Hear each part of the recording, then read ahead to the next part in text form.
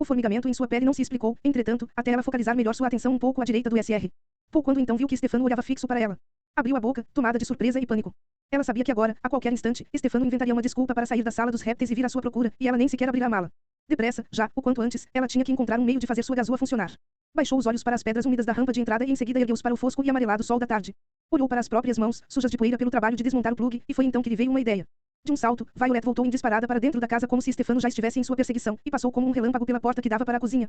Derrubando no chão uma cadeira que estava em seu caminho, ela apanhou uma barra de sabão na pia que gotejava, esfregou a substância escorregadia cuidadosamente na sua gazua até cobrir todo o instrumento de uma fina camada escorregadia. Com o coração aos pulos dentro do peito, saiu para fora da casa de novo, dando uma rápida espiada nas paredes de vidro da sala dos répteis. Stefano estava dizendo algo ao SR. Paul gabava-se de seu conhecimento especializado sobre cobras, mas Violet não tinha como saber disso, e Violet aproveitou esse momento para ajoelhar-se e tornar a enfiar a gazua na fechadura do cadeado. A ferramenta deu rapidamente a volta completa, e então rompeu-se em duas, bem nas suas mãos. Uma das metades soltou-se e caiu no gramado, enquanto a outra permanecia presa na fechadura como um dente pontudo. Sua gazua estava destruída. Violet cerrou os olhos um instante, desesperada, e em seguida levantou-se num só impulso, apoiando-se na mala para se equilibrar. Quando ela pôs a mão sobre a mala, entretanto, o cadeado destravou-se com um golpe e a mala tombou para um lado, aberta, espalhando tudo pelo chão. Violet caiu para trás de surpresa. Às vezes, mesmo nas vidas mais desgraçadas, acontece um momento ou dois de boa sorte. É muito difícil, como contam as pessoas que tiveram essa experiência, encontrar uma agulha num palheiro, daí agulha num palheiro ter se tornado um chavão muito difundido que equivale a algo que é difícil de achar. Naturalmente, o motivo que torna difícil achar uma agulha num palheiro é que, de todas as coisas que existem num palheiro, a agulha é apenas uma delas. Mas se vocês estivessem procurando qualquer coisa num palheiro, isso não seria difícil, de modo algum, porque, uma vez que começassem a revistar com minúcia o palheiro, com certeza achariam alguma coisa, feno, terra, insetos, ferramentas de jardinagem, e talvez até um homem que houvesse fugido da prisão e estivesse escondido ali. Quando Violet mexeu no conteúdo da mala de Stefano, era como se estivesse procurando qualquer coisa no palheiro, porque não sabia exatamente o que queria encontrar. Portanto, foi na verdade razoavelmente fácil encontrar objetos que comprovassem o crime, um tubo de ensaio fechado por tampa de borracha, do tipo que se vê nos laboratórios, uma seringa com agulha de ponta fina, como a que um médico usa para dar injeções, um pequeno maço de papéis dobrados, uma carteirinha, um pulverizador e um espelhinho de mão. Mesmo sabendo que só dispunha de mais alguns poucos minutos, Violet separou esses objetos das roupas perfumadas e da garrafa de vinho que também estavam dentro da mala, e olhou-os detidamente, concentrando-se em cada um daqueles objetos como se fossem peças que ela usaria para construir uma máquina. De certo modo, não eram outra coisa. Violet Baudelaire precisava articular aqueles elementos para derrotar o plano maléfico de Stefano e trazer paz e justiça para a vida dos órfãos Baudelaire pela primeira vez desde que seus pais haviam morrido no terrível incêndio. Violet olhava fixo para cada um daqueles objetos, refletindo muito, concentrada, não demorou muito a expressão de seu rosto iluminou-se, como sempre acontecia quando todas as peças soltas de um conjunto se encaixavam perfeitamente e a máquina se punha a funcionar tal como devia. Capítulo 12. Prometo a vocês que esta é a última vez que vou usar a expressão enquanto isso, mas é que não consigo ver outro jeito de voltar ao momento em que Klaus havia acabado de explicar ao SR. Pô, a intenção de Sunny ao gritar a. Agora todos na sala dos répteis estavam olhando para Stefano. Sunny tinha um ar triunfante. Klaus tinha um ar desafiador. O SR. Paul tinha um ar furioso. O doutor. Lucafon tinha um ar preocupado. Não dava para saber que ar tinha a víbora incrivelmente mortífera porque é difícil identificar a expressão facial das cobras. Stefano encarava todas aquelas pessoas em silêncio, com uma expressão oscilante, na medida em que tentava decidir se ia pôr tudo a limpo, expressão que aqui quer dizer admitir que ele era realmente o Conde Olaf e não tinha objetivos inocentes, ou se ia perpetuar sua enganação, expressão que aqui equivale a mentir, mentir e mentir toda a vida. Stefano, disse o SR. Paul, e pôs-se a tossir no seu lenço. Klaus e Sunny esperaram impacientes a continuação do que ele ia dizer. Stefano, explique-se. Você acaba de nos dizer que é um especialista em cobras. Antes, no entanto, você havia dito que não entendia nada de cobras e que, portanto, não poderia estar envolvido na morte do Dr. Montgomery. O que é que está acontecendo? Quando falei aos senhores que não entendia nada de cobras, disse Stefano. Estava sendo modesto. Agora, se me dão licença, tenho que ir lá fora um momento. Você não estava sendo modesto, gritou Klaus. Você estava mentindo. E está mentindo agora. Você não passa de um mentiroso e de um assassino. Stefano arregalou os olhos, e seu rosto anuviou-se de raiva. Vocês não têm provas disso, falou. Temos, sim senhor, disse uma voz que vinha da porta, e todos se viraram para ver Violet que se achava ali, com um sorriso no rosto e as provas nas mãos. Triunfante, ela atravessou a sala dos répteis até o extremo mais afastado onde os livros que Klaus havia lido sobre a mamba do mal continuavam separados numa pilha. Os outros a seguiram, percorrendo as passagens entre os répteis. Sem dizer uma palavra, ela arrumou os objetos em fileira sobre uma mesa, o tubo de ensaio fechado por tampa de borracha, a seringa com agulha de ponta fina, o pequeno maço de papéis dobrados, a carteirinha, o pulverizador e o espelhinho de mão. O que é isso tudo? Perguntou o SR. Paul, apontando para a fileira de objetos. Essas, disse Violet, são as provas do crime que encontrei na mala de Stefano. Minha mala, disse Stefano, é propriedade privada em que você não está autorizada a tocar. É uma grosseira falta de consideração de sua parte, sem falar que estava trancada com cadeado. Era uma emergência, disse Violet, calma, e por isso removi o cadeado. Como conseguiu fazer isso? Perguntou o SR. Paul. Boas meninas não deveriam saber fazer essas coisas. Minha irmã é uma boa menina, disse Klaus, e sabe fazer uma porção de coisas. Pufik, concordou Sunny. Bem, discutiremos isso mais tarde, disse o SR. Paul. Por ora, continue o que estava dizendo. Quando o tio Monte morreu, começou Violet, meus irmãos e eu ficamos muito tristes, mas também muito desconfiados. Não ficamos desconfiados, exclamou Klaus. Se alguém está desconfiado, isso quer dizer que não tem certeza. Nós tínhamos certeza absoluta de que Stefano o havia matado. Absurdo, disse o doutor. Lucafon. Como expliquei a todos vocês, a morte de Montgomery foi um acidente. A mamba do mal escapou de sua gaiola e o mordeu. Ponto final. Perdão, disse Violet, mas os fatos dizem mais do que isso. Klaus se informou sobre a mamba do mal e descobriu como é que ela mata suas vítimas. Klaus caminhou até a pilha de livros e abriu de cima. Ele havia marcado a página com uma tira de papel, de modo que na mesma hora encontrou o que procurava. A mamba do mal, leu em voz alta, é uma das cobras mais mortíferas do hemisfério, notável pelo bote estrangulatório em conjunção com um veneno mortal que produz em suas vítimas um matiz tenebroso, horrível de se ver. Ele pousou o livro e virou-se para o Sr. Poe. Estrangulatório quer dizer. Nós sabemos o que a palavra quer dizer, gritou Stefano. Então devem saber, disse Klaus, que a mamba do mal não matou o tio Monte. O corpo dele não apresentou nenhum matiz tenebroso. Estava pálido, de uma brancura de chamar a atenção. É verdade, disse o Sr. Poe. Mas isso não indica necessariamente que o Dr. Montgomery tenha sido assassinado. Certo, disse o Dr. Lucafon. Quem sabe, nesta única vez, a cobra não estava a fim de produzir contusões em sua vítima. O mais provável, disse Violet, é que o tio Monte tenha sido morto com esses instrumentos. Ela ergueu o tubo de ensaio de vidro, fechado com a tampa de borracha. Esse tubo de ensaio tem uma etiqueta onde está escrito veneno da mamba, e obviamente pertence ao armário com amostras de venenos do tio Monte. Ela ergueu a seringa com agulha de ponta fina. Stefano, ou seja, Olaf, pegou essa seringa e injetou o veneno no tio Monte. Depois fez mais um furo, para ficar parecendo que a cobra o havia mordido. Mas eu gostava tanto do Dr. Montgomery, disse Stefano. Não teria nada a ganhar com sua morte. Às vezes, quando alguém diz uma mentira, é melhor ignorá-la inteiramente. Quando eu fizer 18 anos, como todos sabemos, prosseguiu Violet, ignorando Stefano inteiramente, herdarei a fortuna dos Baudelaire, e Stefano pretendia ficar com essa fortuna para ele. Seria mais fácil conseguir isso se estivéssemos num lugar onde fosse mais difícil acompanhar seus movimentos, como por exemplo no Peru. Violet ergueu o pequeno maço de papéis dobrados. Estas são passagens para embarcar no Próspero, que sai de Porto Enevoado para o Peru às 5 horas de hoje. Era esse o destino para o qual nos levava Stefano quando por acaso esbarramos com o Sr. Sr. Poe.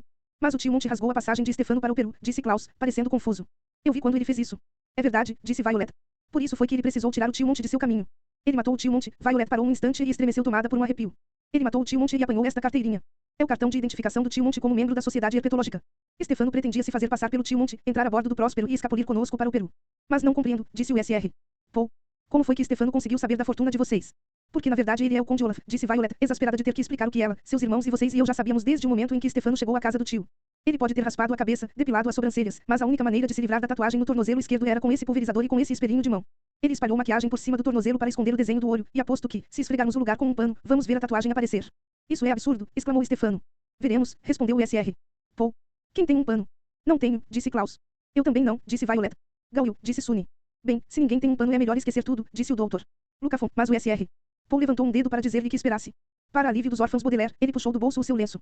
Seu tornozelo esquerdo, por favor, disse com firmeza para Stefano. Mas o senhor tossiu dentro dele o dia todo, disse Stefano. Está com germes. Se o senhor é realmente quem as crianças dizem que é, disse o Sr. Poe, os germes são o último dos problemas com que deve se preocupar. Seu tornozelo esquerdo, por favor. Stefano, e esta é a última vez, graças a Deus, que teremos de chamá-lo por seu nome falso, soltou um pequeno resmungo, e puxou para cima a perna esquerda da calça para mostrar o tornozelo. O Sr. Poe ajoelhou-se e esfregou o pano por alguns instantes.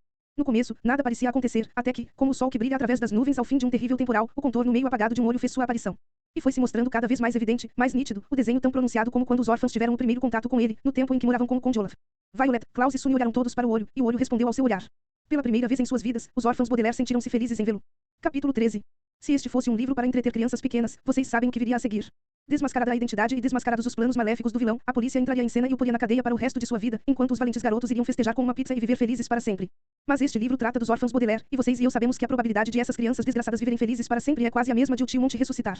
De qualquer modo, ao tornar-se evidente a tatuagem, os órfãos Baudelaire tiveram a impressão de que pelo menos uma pequena parte do tio Monte voltara para eles quando, de uma vez por todas, provaram a traição do Conde Olaf. É o olho, não resta a menor dúvida, disse o Sr. Poe, e parou de esfregar o tornozelo do Conde Olaf. O senhor é indubitavelmente o Conde Olaf. Considere-se preso. Indubitavelmente. E eu estou profundamente chocado, disse o doutor. Lucafon, batendo suas mãos estranhamente sólidas contra a cabeça. Não menos do que eu, concordou o Sr. Poe, segurando o braço do Conde Olaf a fim de impedir que fugisse para algum lugar. Violet, Klaus, Sunny, por favor, me perdoem por não ter acreditado antes em vocês. É que parecia muito estrambótico ele ter ido à procura de vocês disfarçado como um assistente de laboratório e arquitetado todo esse plano maquiavélico para roubar a fortuna de vocês. Eu só fico imaginando o que pode ter acontecido com Gustavo, o verdadeiro assistente de laboratório do tio Monte, Klaus conjeturou em voz alta. Se Gustavo não tivesse desistido do emprego, tio Monte jamais teria contratado o Conde Olaf. O Conde Olaf havia se mantido em silêncio o tempo todo, desde a revelação de sua tatuagem. Seus olhos brilhantes iam de um lado para o outro, observando cada um dos presentes com a mesma atenção que um leão a vigiar um rebanho de antílopes. À procura daquele que mais vale a pena matar e comer. Mas ao ouvir o nome de Gustavo, não se conteve. Gustavo não desistiu, disse com um chiado característico de sua voz. Gustavo está morto. Um belo dia em que ele se pôs a colher flores silvestres eu o afoguei. No Pantanal. Depois forjei um bilhete que comunicava sua desistência. O Conde Olaf olhava para as 3 crianças como se fosse atirar-se sobre elas e estrangulá-las, mas, pelo contrário, ficou absolutamente imóvel, o que de certo modo era ainda mais assustador. Isso, entretanto, não é nada, comparado ao que farei com vocês, órfãos.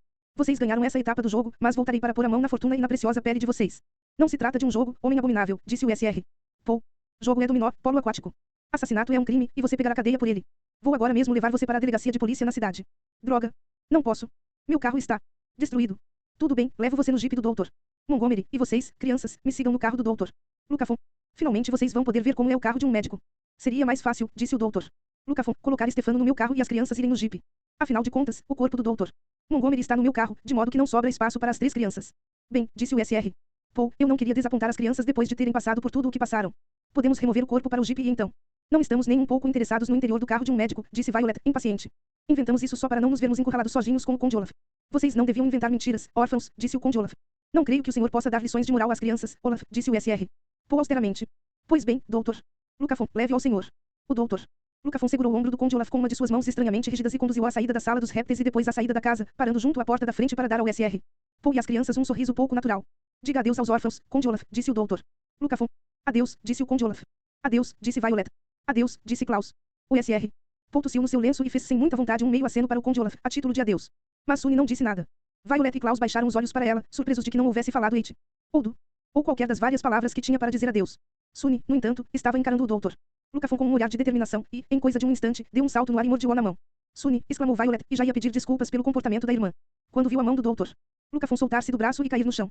Sunny foi atrás da mão e atacou-a com seus 4 dentes afiados, produzindo uns estalos como se estivesse quebrando madeira ou plástico e não pele ou osso. Quando Violet olhou para o lugar onde antes estava a mão do doutor. Lucafon não viu sangue nem qualquer indicação de ferimento, mas sim um brilhante gancho de metal. O doutor. Lucafon também olhou para o gancho, depois para Violet, e lançou um sorriso horrível.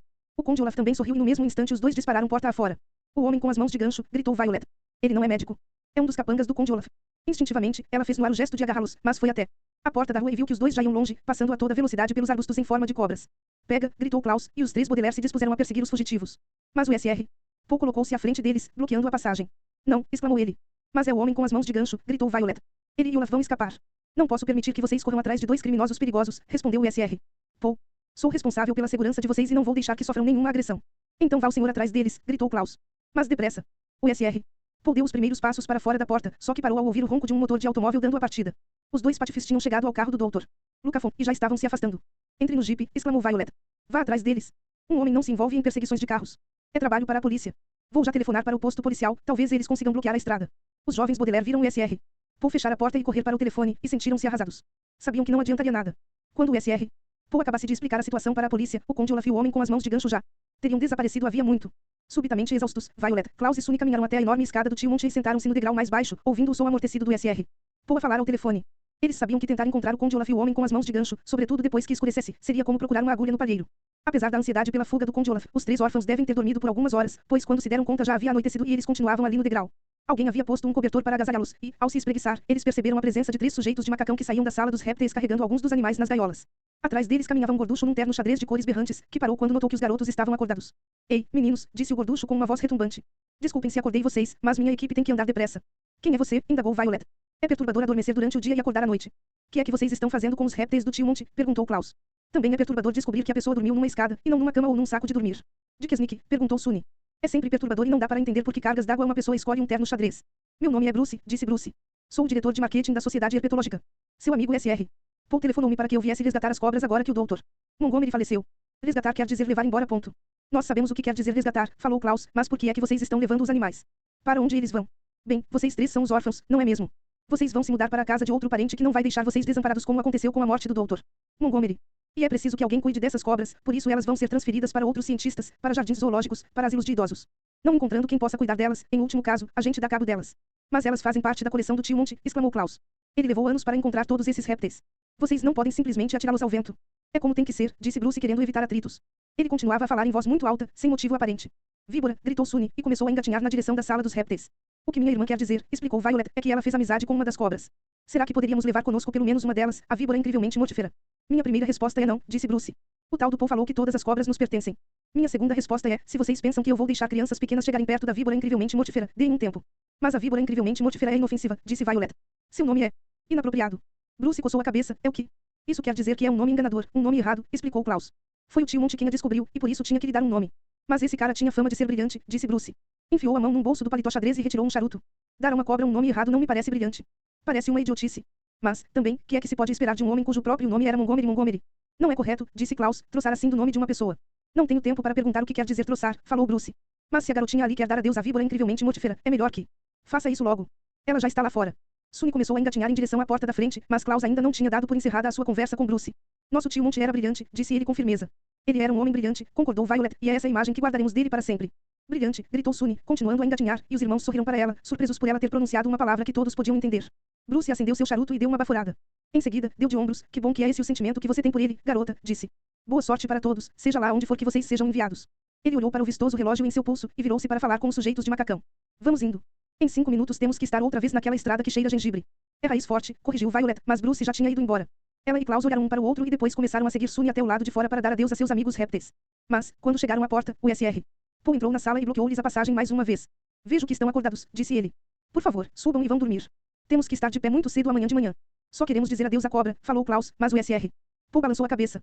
Vocês vão atrapalhar Bruce, respondeu ele. Sem falar que me pareceu que vocês três jamais gostariam de ver uma cobra de novo. Os órfãos Baudelaire entreolharam-se e suspiraram. Tudo neste mundo parecia estar dando errado. Era errado o doutor Montgomery haver morrido. Era errado o conde Olaf e o homem com as mãos de gancho terem escapado. Era errado Bruce pensar em Monty como uma pessoa com nome bobo, e não como um cientista brilhante. E era errado presumir que as crianças jamais gostariam de ver uma cobra de novo. As cobras, na verdade, tudo dentro da sala dos répteis eram as últimas lembranças que haviam restado dos poucos dias felizes que os Baudelaire tiveram depois da morte de seus pais. Embora pudessem entender que o Sr. Paul não lhes permitiria morar sozinhos com os répteis, era inteiramente errado eles jamais poderem tornar a vê-los, sem nem sequer dizer adeus. Desconsiderando as instruções do Sr. Paul, Violet, Klaus e Sunny apressaram-se em ir para fora pela porta da frente, ao encontro dos sujeitos de macacão, que arrumavam as gaiolas dentro de um furgão com um grande adesivo na parte de trás, Sociedade Herpetológica. Era lua cheia e o lar refletia-se nas paredes de vidro da sala dos répteis, que ficava parecendo uma grande joia a resplandecer. Brilhante, poderíamos dizer. Quando Bruce usou a palavra brilhante a propósito do tio Monty, o sentido era de alguém que tem fama de talentoso e inteligente. Mas quando as crianças usaram a palavra e quando pensaram nela agora, olhando para a sala dos répteis, que resplandecia ao luar, ela significava muito mais. Significava que, mesmo naquelas circunstâncias sombrias, mesmo passando pela série de desgraças que o seguiriam o resto da vida, o tio Monty e sua bondade brilhariam nas lembranças dos irmãos. O tio Monty era brilhante no sentido de radioso, e brilhantes e radiosos foram os tempos que passaram com ele.